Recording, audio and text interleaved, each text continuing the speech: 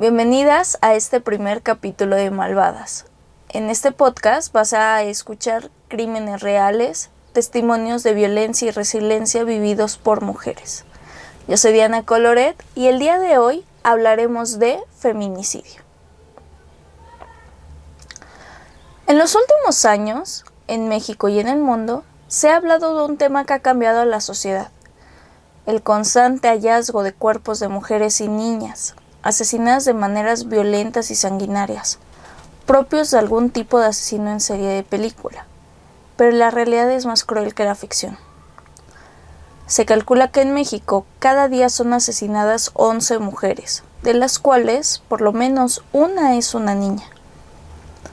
La violencia contra las mujeres está presente desde la infancia y continuamente en nuestras vidas, no solo en las relaciones familiares, sino en todos los espacios que transitamos. Muchas veces cuesta identificarla, ya que ha estado por siglos naturalizada en la sociedad y en la cultura, y a veces no tenemos palabras para nombrarla. Comencemos por el origen. La palabra feminicidio se comenzó a usar a comienzos del siglo XIX, pero se difundió a partir de que Diana Russell, una activista feminista y escritora, lo usara en 1976 ante el Tribunal Internacional de los Crímenes contra la Mujer, que creó y dirigió. También lo usó en sus publicaciones en los años 90.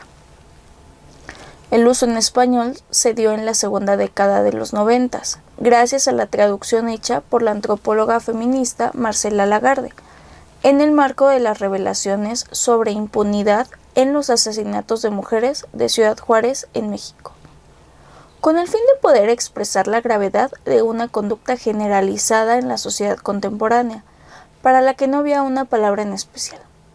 Es decir, este concepto no es nuevo, lleva años y toda una historia detrás. El feminicidio es el asesinato de una mujer por ser mujer. Es la forma más extrema de violencia. Es un crimen misógino que refleja en un grado extremo el sentido de propiedad, dominación y control que ejercen los hombres hacia las mujeres en las sociedades patriarcales. En México, el crimen se incorporó en el Código Penal Federal en 2012 y se castiga de 40 a 60 años de prisión. Estoy segura de que has escuchado: el feminicidio no existe, es homicidio. O, ¿por qué no hay homicidio? Como les he dicho, el feminicidio es el asesinato de una mujer por el simple hecho de serlo. Por lo tanto, si lo llegamos a comparar con un homicidio, existen diferencias. Estas son algunas de las características para que se catalogue como feminicidio, pero no es necesario que se cumplan todas. Con solo uno basta. 1. Violencia sexual de cualquier tipo. 2. Lesiones o mutilaciones previas o posteriores al asesinato, incluyendo la necrofilia. 3. Violencia previa. Antecedentes o datos de cualquier tipo de violencia en el ámbito familiar, laboral, escolar, del asesino contra la víctima. 4. Relación sentimental. Cualquier relación sentimental, afectivo, de confianza entre el asesino y la víctima.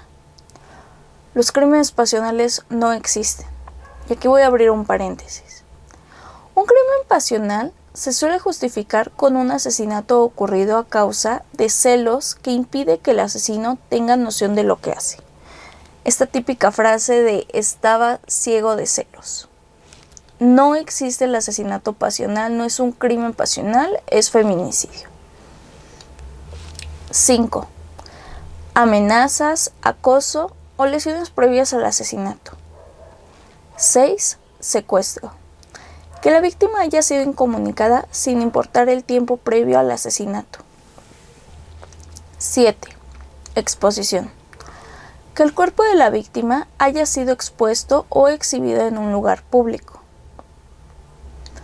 La violencia va desde hacer bromas hirientes, celar, ignorar, stalkear, y puede ir aumentando hasta controlar, prohibir, humillar, golpear, amenazar, violar y asesinar.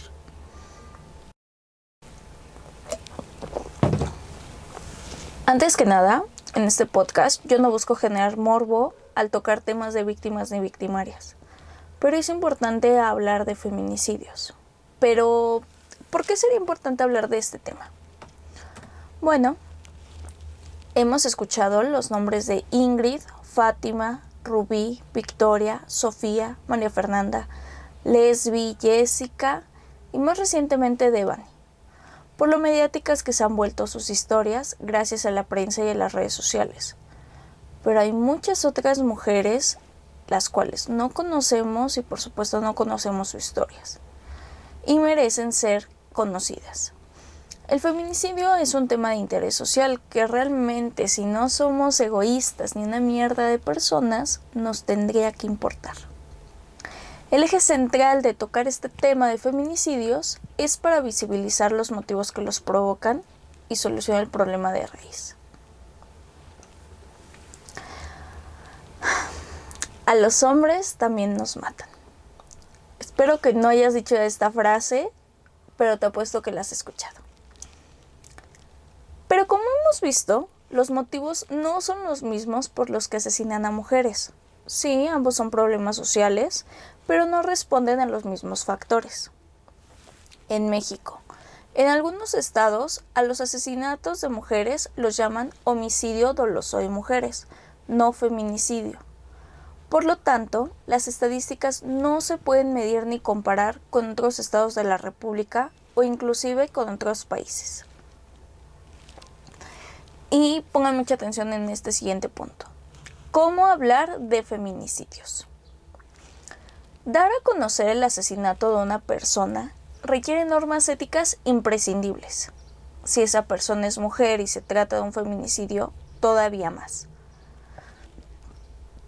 Reportar un feminicidio implica asumir una responsabilidad con la manera en que la sociedad percibe un problema que necesita miradas informadas, que permiten superar los sentidos comunes que enmascaran la violencia contra las mujeres.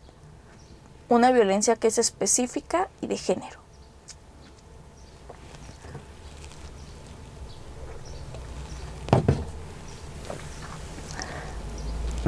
Estas son algunas de las normas éticas que estoy segura has visto que muchos medios periodísticos en tu país no siguen.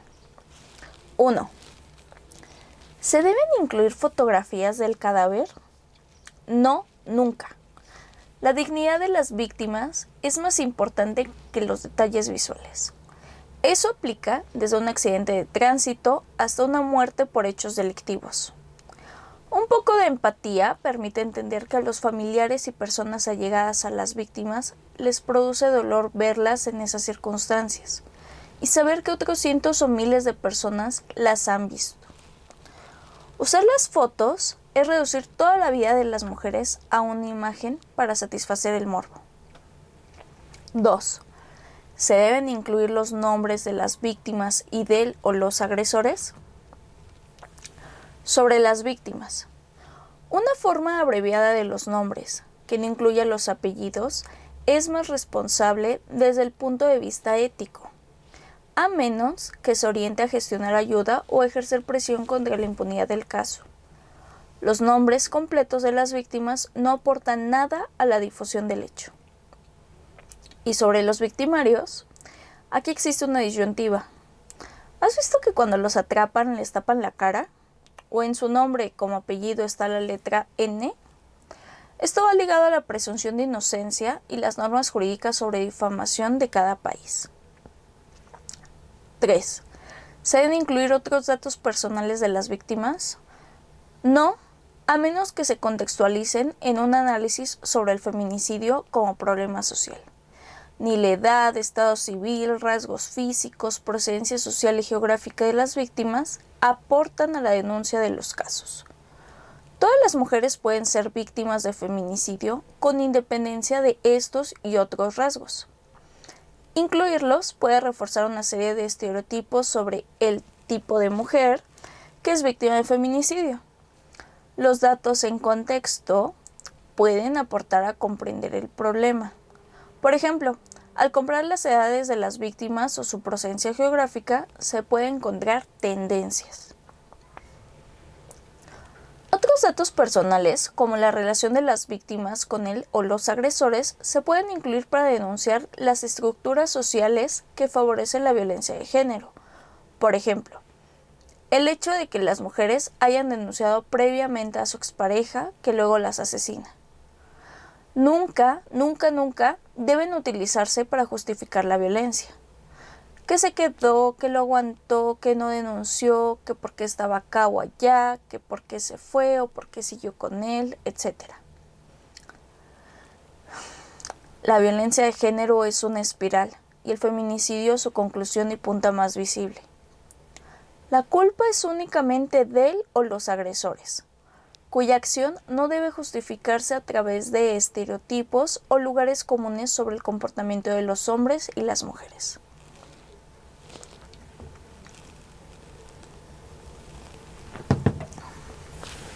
Como lo acabo de mencionar, una forma ética de hablar del asesinato o muerte de cualquier persona es no exponiendo imágenes.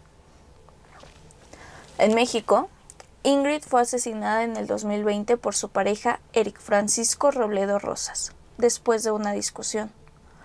Indignó a todos los mexicanos por la hazaña con la que ocurrió y por la difusión en los medios de comunicación y redes sociales de las fotos periciales de su cuerpo. Un día después de los hechos, en las portadas de periódicos se encontraba la foto de Ingrid tal como fue encontrada por las primeras personas que llegaron a la escena, como policías y miembros de servicios periciales.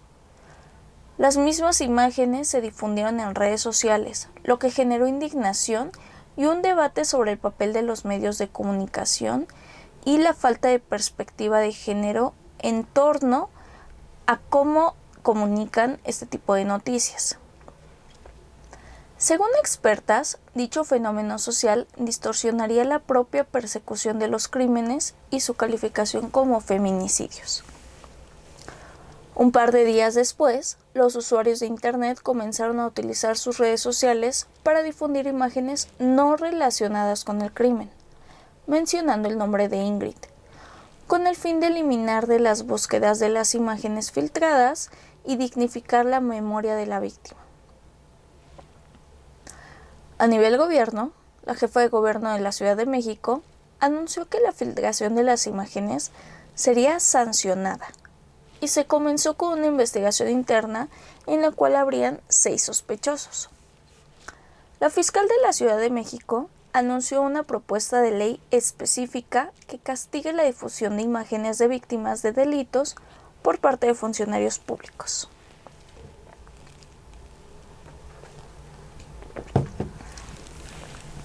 Antes de este crimen, la Comisión Nacional de Derechos Humanos de la Ciudad de México había emitido una recomendación sobre la filtración de imágenes de víctimas ocurrida en el multihomicidio de la colonia Narvarte en 2015.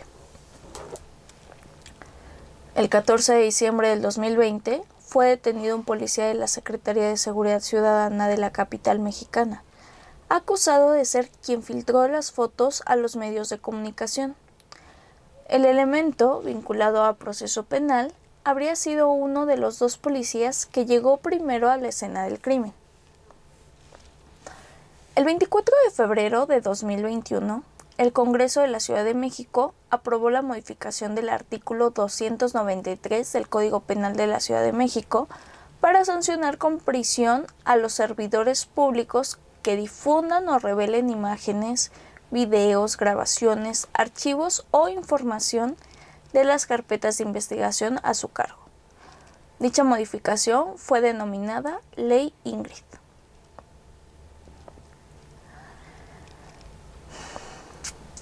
Los feminicidas no son monstruos.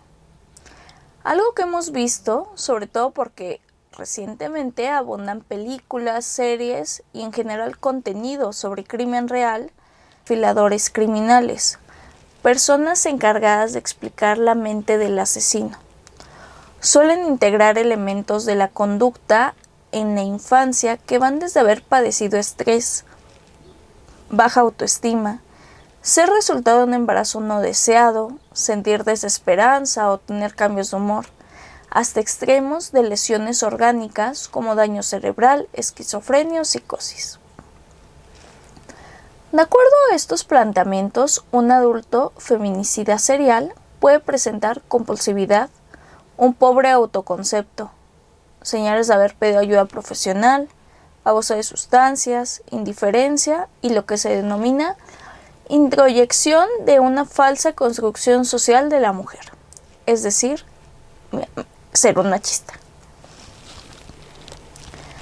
Las autoridades ni los medios consiguen librarse de las características histriónicas y amarillistas para gestionar los asuntos, y en lugar de investigar seriamente, de hacerse con los datos de prueba necesarios, de buscar construir la argumentación jurídica adecuada, han acabado dando fama a un hombre aportando a la fantasía colectiva del monstruo. ¿Cuál es el problema de llamarlos así? Lo que preocupa de enajenarlo de su naturaleza humana es que entonces no nos pertenece. No es resultado directo de una socialización en la que se enseña a los hombres que las mujeres deben permanecer subordinadas o pagar el precio. Porque efectivamente es gravísimo que asesinen impunemente, pero la misoginia no es elemento accesorio, sino esencial, colectivo y compartido. Lejos de parecer monstruos deshumanizados, los feminicidas bien podrían pasar por personas normales, que son papás, jefes, amigos, vecinos. Están entre nosotros asesinando a mujeres como deporte.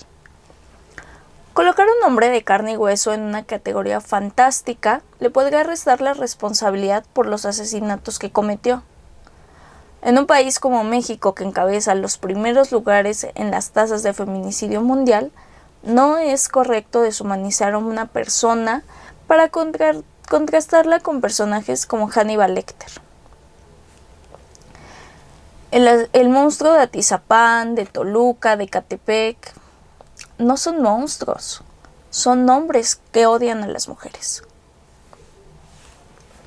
Por consiguiente, igual asesina el marido, la expareja, el jefe, el padre, y no son mentes especialmente complejas, pero tampoco ajenas a la realidad. Estrangulan, violan y mutilan dentro de una sociedad que invisibiliza a las víctimas o las mira para culparlas. En tanto a ellos los compadece o los ensalza, volviendo los personajes fuera del mundo real. Pero si en México lo común es ser violento o feminicida, ¿cuál sería una forma de justicia para las víctimas? Quizás muchos hemos pensado en la pena de muerte, en castración química, en cadena perpetua, pero esto ¿realmente soluciona el problema? Recordemos que el feminicidio va ligado al patriarcado y al machismo que impera en la sociedad, al poder que ejerce el hombre sobre la mujer, al punto de que piensan que nuestra vida les pertenece y se sienten con el derecho de quitárnosla. Hay algo que se llama justicia punitiva, es decir, que castiga. Se define como la violación a una regla. Busca solucionar un problema con otro. La víctima pasa a segundo plano o se olvida definitivamente y centra su atención en el Estado. El Estado se convierte en la víctima. Como les decía hace un momento sobre las estadísticas, los números, no sonaría muy bien para el turismo en México decir que México es feminicida, ¿verdad? Por ejemplo, si en tu país existiera la pena de muerte, ¿realmente crees que el feminicidio acabaría? Porque inclusive es una solución que muchos gobernadores han planteado. La pena de muerte es legal en algunos estados de Estados Unidos y siguen llegando personas al corredor de la muerte. ¿Por qué? La contraparte de la justicia punitiva sería la justicia restaurativa. La víctima tiene un papel importante en el proceso. Centra su atención en el ser humano. La víctima y el ofensor son los protagonistas. Las necesidades y los derechos de las víctimas son centrales. Se enfoca en que el ofensor repare el daño. Yo no tengo la respuesta sobre qué es lo mejor para tratar los feminicidios. Es algo que le corresponde al Estado resolver y a nosotros como sociedad cuestionarnos. Por último, pero no por ello menos importante, hablemos de la revictimización. ¿Qué es revictimizar? La respuesta corta es infligir más violencia, causar más dolor, continuar la injusticia. Se revictimiza a las mujeres y a sus familiares cuando sus casos no son tratados con rigor, cuando se menoscaba su dignidad mediante fotos del crimen o se justifica la violencia, cuando prima el interés de decir por encima de hacerlo de la forma adecuada. Por lo tanto, si tu comentario o denuncia de feminicidio hace todo lo contrario a lo que no se debe de hacer, si la violencia sobre las mujeres no acaba con su muerte, es preferible que guardes silencio. A veces también es una forma de respeto. Algo que a todos nos debe quedar claro, la culpa jamás será de la víctima. Vamos a poner un ejemplo, quizás un tanto burdo. Si tú estás trabajando, sales del trabajo rumbo a tu casa, con tu ropa de trabajo o lo que sea. Llega el día del pago y justo ese día te asaltan. Y no necesariamente en el cajero, es decir, tú no te expusiste a ese asalto. Te asaltan en un par de calles de tu casa o quizás en el transporte público a punto de llegar a tu casa. Dime, ¿va a ser tu culpa haber decidido trabajar para mantenerte o a tu familia? ¿Va a ser tu culpa que el ladrón haya decidido asaltarte justo a ti? ¿La culpa sería de tu familia? ¿La culpa sería de tu ropa? Y si no es la primera vez que te asaltan, ¿sigue siendo tu culpa? Por supuesto que no. La culpa no es tuya. El único responsable en este ejemplo sería el asaltante. Las mujeres, al igual que los hombres, merecemos vivir en libertad. En una libertad total que nos permita vestirnos como queramos, ir de fiesta, divertirnos, estudiar, trabajar, viajar, pasear, usar el transporte público y hacer todo esto sin miedo. Las mujeres lo merecemos. Queremos vivir sin miedo.